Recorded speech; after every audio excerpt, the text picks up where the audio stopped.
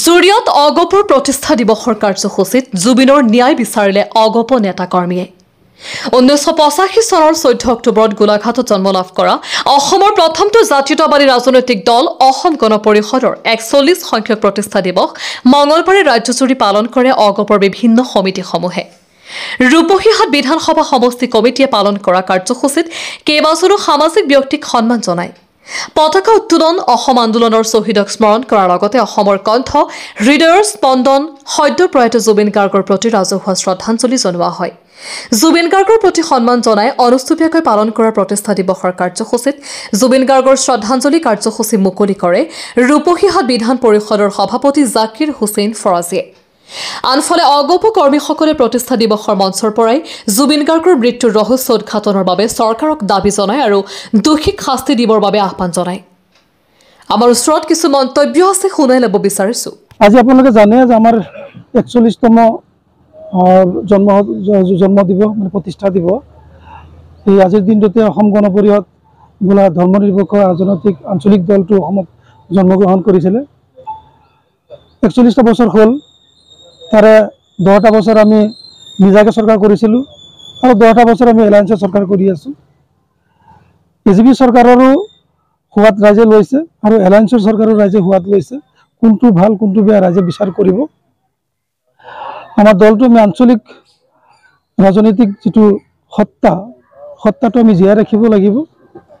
ধৰ্মনিৰপেক্ষতা আমি অসমত বজাই ৰাখিব লাগিব আৰু সেইকাৰণে আমি চবেই একত্ৰিত হৈ আমাৰ কৰ্মীসকলে একত্ৰিত হৈ পেলাই আজি আমি প্ৰতিষ্ঠা দিৱস উদযাপন কৰিছোঁ। প্ৰথমতে পতাকা উত্তোলন কৰিলোঁ, শ্বহীদ তৰ্পণ কৰিলোঁ, জুবিন দাৰ আমি শ্ৰদ্ধাঞ্জলি দিলোঁ। ইয়াৰ পিছত সন্ধিয়া আমি আকৌ বহলভাৱে জুবিন দাৰ আমি গীত মাতেৰে শ্ৰদ্ধাঞ্জলি দিম।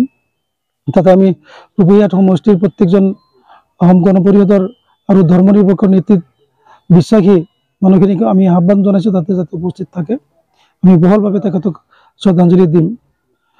আমি আশা কৰিছোঁ অনাগত দিনত আমি প্ৰত্যেকেই সুসংগঠিতভাৱে অসম গণ পৰিষদ দলটো আমি আগুৱাই লৈ যাম, যাতে অনাগত দিনত যাতে আমি অসমৰ ৰাইজৰ কাৰণে যাতে আমি কাম কৰি যাব পাৰোঁ।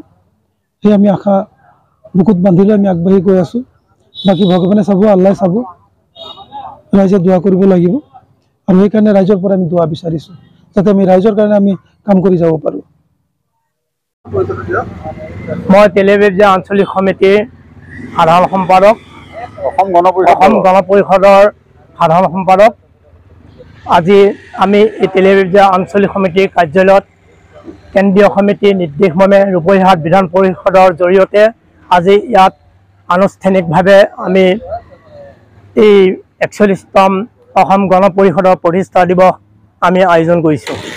ইয়াত আজি আমি সকলোকে লগ পাই আমি বহুত সুখী হৈছোঁ যে আজিৰ পৰ্যায়তো যে আঞ্চলিক দলৰ যি শক্তিশালী পদক্ষেপ ৰাইজৰ ওচৰত আছে, সেই পদক্ষেপ সদায় থাকিব আৰু আগন্তুক দিনত যাতে আঞ্চলিক দলে নিজৰ ভাৱমূৰ্তি আৰু বহলভাৱে প্ৰতিষ্ঠা কৰিব পাৰে তাৰ কামনাৰে আজি এই দিৱসতে সকলো লোকে মোৰ আহ্বান ৰাখিলোঁ।